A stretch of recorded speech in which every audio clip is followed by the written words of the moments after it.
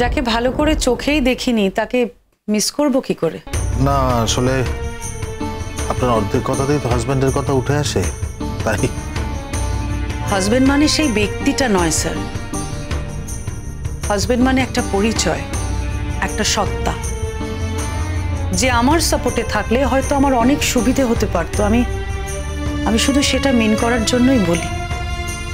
দেখুন, আমার উল্টোটাও কিন্তু হতে পারত।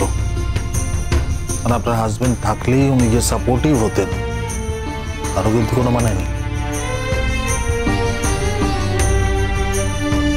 আসলে স্যার আমি ঠিক সেটা বলিনি। মানে আমার হাজবেন্ড যদি থাকতো, সে যদি আমার সাপোর্টে থাকতো, তাহলে আমার হয়তো কোনো সমস্যা হতো না। অন্যরা যাদের হাজবেন্ড রয়েছে, তাদের সাপোর্ট করে, তাদের সাথে কিন্তু অন্যরা কেউ কিচ্ছু করতে পারে। অবশ্য আপনার কথাও ঠিক। হ্যাঁ, যদি আমার হাজবেন্ড থাকতো কিন্তু সে সাপোর্টিভ না হতো, তাহলে হয়তো আমার এই বন্দি দশাটা আরো ভয়ঙ্কর হতে পারত। এই যে আমি চাকরি করতে বাইরে বেরিয়েছি, শেষ পর্যন্ত আমি একটা চাকরি করতে পারছি, সেটাও হয়তো আমার কপালে জুটতো না। ঘরের মধ্যে পচে গলে আমাকে মরতে হতো, যেমন আমার ছোট মার ক্ষেত্রে হয়, আমার কুশাশুড়ি। হ্যাঁ, কিন্তু মানে আমি শঙ্খকে যতটুকু দেখেছি সে তো একেবারে অন্যরকম। হ্যাঁ, ইনিশিয়ালি শঙ্খ খুব কনজারভেটিভ ছিল। তবে কি জানেন, শঙ্খ না বরাবরই খুব ভালো মানুষ, খুব পরোপকারী ছেলে, অনেস্ট। মোহরের সঙ্গে ওর জবে থেকে আলাপ হয়েছে, তারপরও সম্পূর্ণ বদলে গেছে। বাচ্চা মেয়ে স্যার, কিন্তু ওর মধ্যে না একটা অদ্ভুত জোর রয়েছে। ওই আমাকে জোর করে বলেছিল যে তোমাকে বাইরে বেরিয়ে কিছু একটা করতেই হবে। তা না হলে আমি কখনো ভাবতেই পারিনি। আমি ভেবেছিলাম এইভাবেই হয়তো আমার জীবনটা কেটে যাবে। আর এই চাকরিটা করার পরও যখন আপনাকে এই বন্দি দশাটা ভোগ করতে হচ্ছে, সেটা আত্মসম্মানে লাগে না? এখনই এত কিছু ভাবছি না স্যার। হয়তো একদিন কনফিডেন্স পাবো নিজের মতো করে বাঁচার। হয়তো একদিন ও বাড়ি ছেড়ে চলে গিয়ে নিজের মতো করে একটা আলাদা থাকার জায়গা তৈরি করে নিতে পারবো। কিংবা বাপের বাড়ি চলে গেলেও তাদের কাছে আর বোঝা হয়ে থাকতে হবে না এই চাকরিটার দৌলতে। দেখা যাক স্যার, সবে তো শুরু। অথচ এই চাকরিটাই আপনি ছেড়ে দিতে চেয়েছিলেন। ওই যে বললাম স্যার, আত্মসম্মানে ঘা লেগেছিল।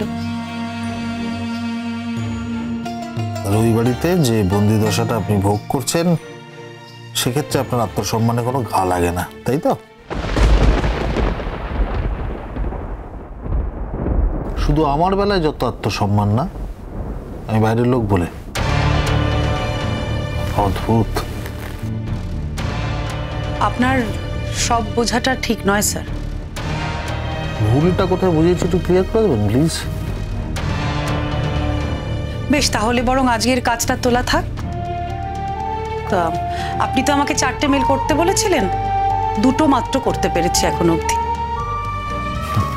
এড়িয়ে গেলেন। কিংবা এড়িয়ে যাবো কেন স্যার? আমি বললাম আজকে তাহলে এই কাজগুলো আর করছি না, মানে মেলগুলো আর পাঠাচ্ছি না। আপনাকে একটু ভালো করে বুঝাই। বসবো স্যার, বসবো? না ঠিক আছে, আপনি যান, কাজগুলো করুন।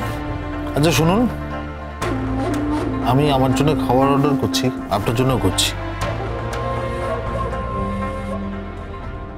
সদবোধ?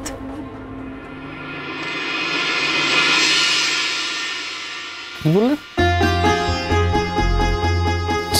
ছি ছি ছি ছি ছি, আপনি কি বলেন না, মানে কোনো মাথা মুন্ডু নেই। আপনি কথাটা বলতে পারলেন? বিশ্বাস করুন, এই সদবোধ শব্দটা আমি যখন খাবার আনাবার চিন্তা করছিলাম আমাদের দুজনে, আমার চিন্তার 500 কিলোমিটারের মধ্যে ছিল না। আচ্ছা স্যার, আমি তো খাবার এনেছি, তাহলে আপনি কেন অর্ডার করছেন? আপনার জন্য এনেছি। আপনি আমার জন্য খাবার এনেছেন সেটা আমি জানবো কি করে? Point number 1। পয়েন্ট নাম্বার 2, আপনার শ্বশুর বাড়ির খাবার আমি রোজ রোজ খেতে যাব কেন? হ্যাঁ, তা অবশ্য ঠিক। তবে আপনিই বা এইভাবে ভাবছেন কেন স্যার? আমি এনেছি খাবার, আমি বেশি করে এনেছি, আপনার জন্য এনেছি, তাই আপনি খাবেন। আনবেন না প্লিজ কাল থেকে, কারণ আপনার শ্বশুরবাড়ির খাবারটা আমি কমফোর্টেবল নই, আমি খাবার আনি না বাবার জন্য। তাহলে আপনিও আমাকে জিজ্ঞেস করবেন না যে আপনি বাইরে থেকে খাবার অর্ডার করলে আমি খাবো কি খাবো না। আমি তো বাড়ির থেকে খাবার এনেছি, আমি ওটাতেই কমফোর্টেবল। ও হ্যাঁ, সে তো স্বাভাবিক, আপনার শ্বশুরবাড়ির রান্না সেটা তো দোকানের থেকে আপনার কাছে বেশি টেস্টি হবেই। রান্নাটা আমি নিজে করি স্যার। তাহলে তো কোনো কথাই নেই, মানে এরপরে আর কোনো আত্মসম্মানের প্রশ্নই নেই। আপনি কি বলতে চাইছেন বলুন তো? কিছু না, মানে দেখুন, আপনি যখন আমাকে খাবার সাজিয়ে দিলেন আমি কিন্তু খাবারটা খেলাম, আর আমি যখন আপনাকে বলছি যে আমি অর্ডার করে খাবার আনাচ্ছি তখন আপনি খেতে চাইছেন না কেন? আচ্ছা, আপনার কি আমাকে এতটাও মানুষ বলে মনে হয় যে একই ঘরে বসে আমরা কাজ করব, আমি অর্ডার দিয়ে খাবার আনি খাবো আর আপনি খাবেন না? আমি তো খাবারটা এনেছি স্যার। কাল থেকে ওই খাবারটা আনার কোনো প্রয়োজন নেই। কেন? মানে যে বাড়ির লোকজনেরা আপনাকে সম্মান করে না সে বাড়ির খাবার যত কম খাওয়া যায় ততই শ্রেয়।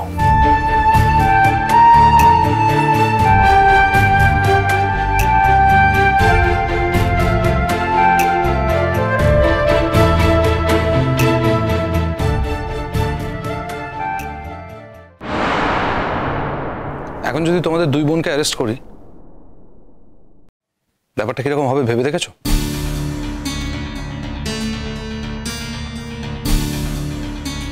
স্যার, ওরা একটা মারাত্মক বিপদে পড়েছে। হ্যাঁ, বিপদে তো পড়বি, কারণ বিপদ তো ওদের কাছে আসেনি, ওরা গেছে বিপদের কাছে। বিপদে পড়াই স্বাভাবিক। শোনো, তোমরা কোন দোকানে গয়না বন্ধক দিয়েছিলে, বন্ধক দিয়ে ঠিক কত টাকা পেয়েছো, সেই সমস্ত কথা আমি কিন্তু জানি। থ্যাংক গড, গয়নাগুলো পুরোপুরি শেষ হয়ে যায়নি। কি মেয়ে হয়েছিস তোরা দুজন, হ্যাঁ? তাই জন্যই তো বলেছিলাম শঙ্কর, এখন তোমার বিশ্বাস হচ্ছে তো? আর কত মাথা নিচু করাবে আমাদের তোমরা? জেঠুমনি, এখনো তো মাথা নিচুর কিছুই শোনেননি আপনি। ওরা কতটা বিপদের মধ্যে আছে, কতটা ভয়ঙ্কর বিপদের মধ্যে আছে আপনি ভাবতেও পারবেন না। আর এখন যদি আমি এই কথাগুলো না বলি তাহলে ওদের বিপদ আরো বাড়বে, তাই আপনার সামনে আমি এই কথাগুলো বলতে বাধ্য হচ্ছি। আচ্ছা, কি বলবে সেটা বলো না। না না, আর কত কাজে নামবো আমি ওদের জন্য? এই পরিবারের মাথাতে পুরো হেঁট হয়ে গেল। ওরা এরকম কুকীর্তি করে বেড়াচ্ছে, বাবা জেলে, অসাধারণ।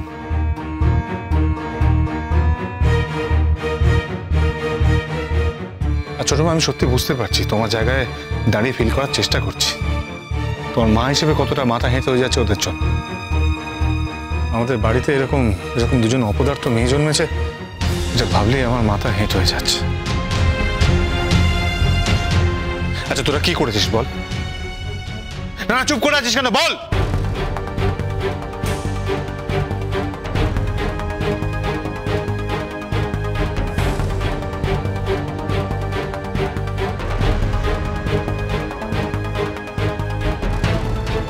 কেঁদে কোনো লাভ নেই দিয়া ময়ূরী।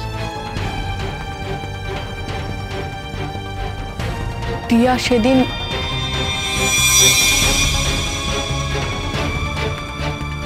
সেদিন ওর বন্ধুর বাড়িতে জন্মদিনে ছিল না। ওর একটা ছেলের সঙ্গে আলাপ হয়েছে।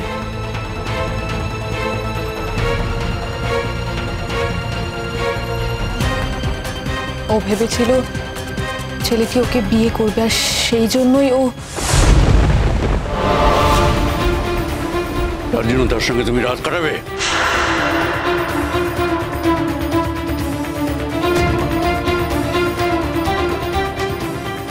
আমাদের পরিবারের ধর্ম ধারণ এসব কিছু জানো না? আমাদের বাড়িতে কি চরে না এসব তোমার মাথা নেই? তোমাদের মতো মেয়েকে এখন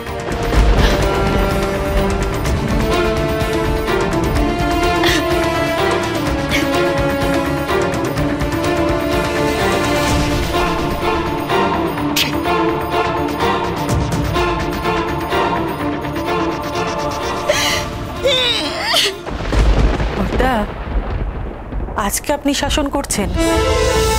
একটা সময়ে যখন আমি বলতাম আপনাকে যে আপনি শাসন করুন, তখন তো আপনি আমাকে থামিয়ে দিতেন, আমাকে চুপ করিয়ে দিতেন। এখন আপনি বুঝতে পারছেন তো বড়দা, এই মেয়ে দুটো আপনার সম্মান, এই বাড়ির সম্মান সবকিছু ধুলোয় মিশিয়ে দিয়ে তারপরে বাড়ি ফিরে এসেছে। একটা ছেলের সঙ্গে রাত কাটিয়ে বাড়ি ফিরেছে, আর সেই ছেলে নাকি বলছে এখন ওকে বিয়ে করবে না। বুঝতে পারছেন আপনি?